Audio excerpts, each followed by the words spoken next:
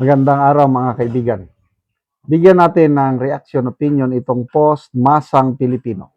Title, Matibag, naghahanda ng kaso matapos maikalat ang pribadong video ng pagtatalo.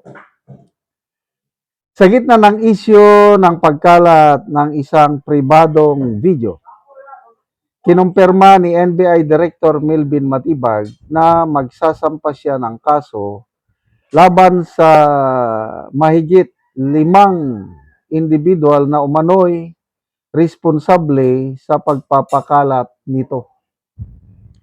Ang naturang video ay kuha mula sa isang personal na tawag kung saan nakikipagtalo siya sa kanyang kaibigang si Mel Sabio, isang insidenteng matagal na umanong nalampasan ng dalawang panig. Iginiit ni Matibag na ang insidente ay bahagi lamang ng isang pribadong usapan na hindi dapat inilalabas sa publiko. Ito ang kanyang paliwanag. Yung outburst ko talaga, tinawagan ko si Mel, tapos nagsalita ako ng ganon.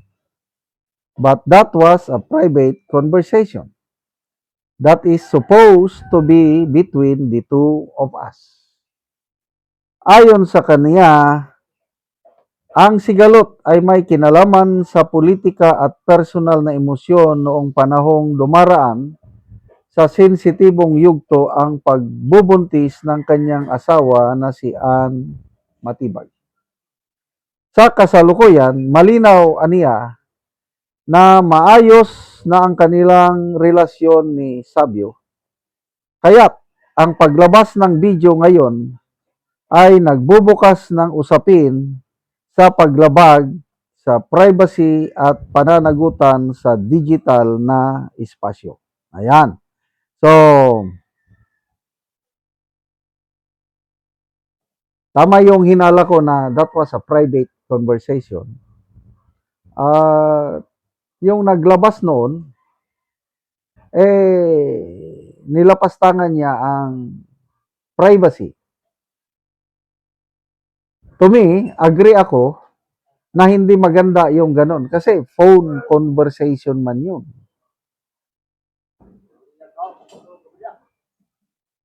So, ang tanong, sino kayang naglabas?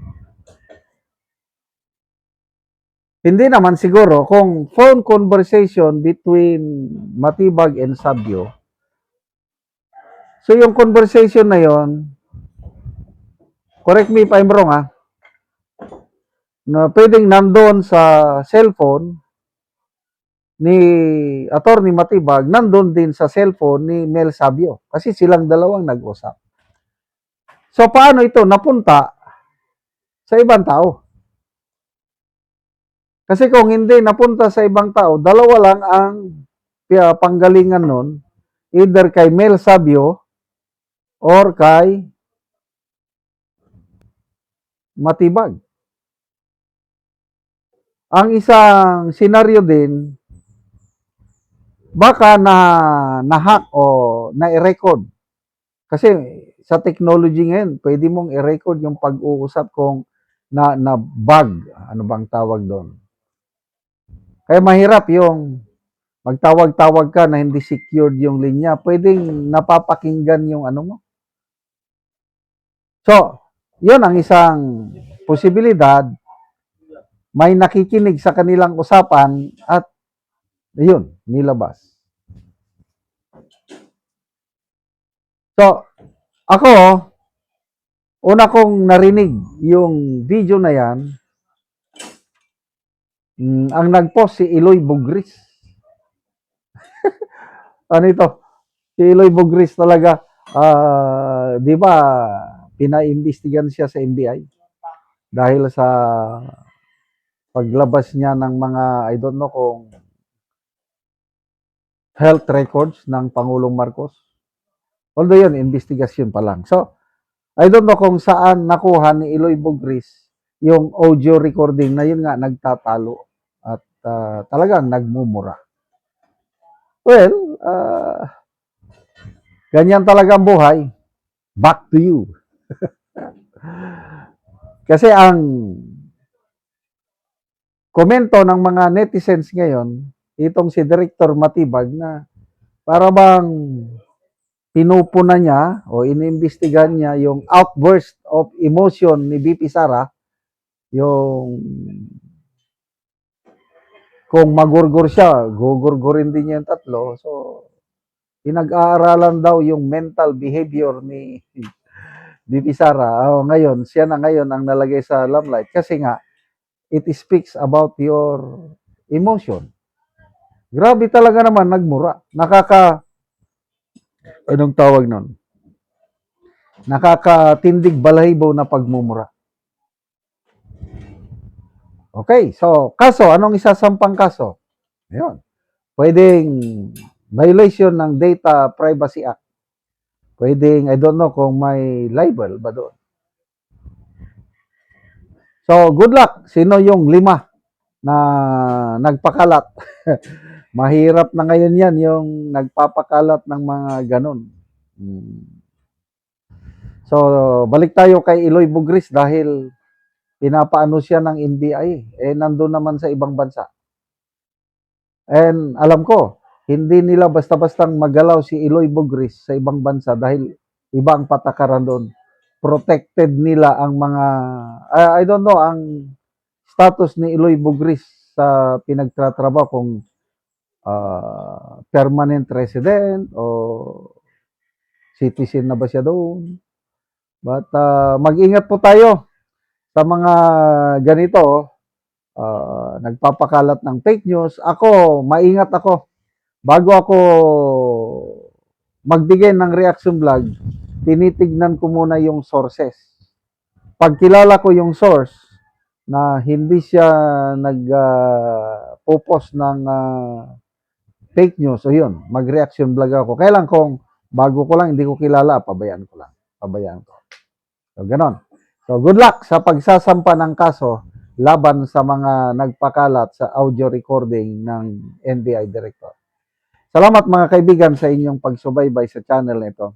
Nakakatulong kayo ng malaki sa tribong talandig ng Bukidnon dahil ang sweldo natin sa channel nito is pantulong po sa tribo. Namimigay tayo ng libreng yero at pako para makapagpatayo naman sila ng mas maayos na tirahan. Panoorin nyo ang video na ito. Karon mo na ni ang among gihatag nga yero sa nagpatindog sa balay. So iyan na ning pag-aatupan.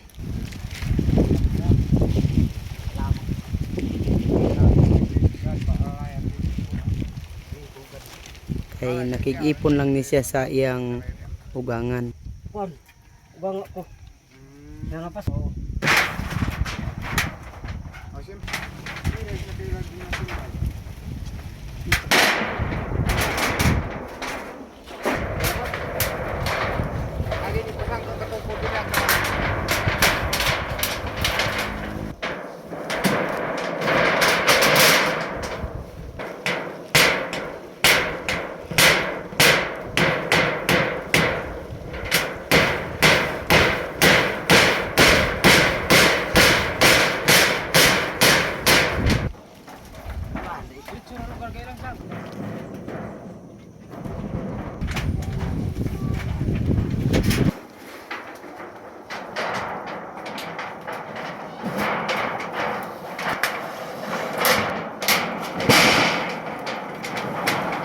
Ug karon humanagid sa pag-atop ang among ginahatag nga yero.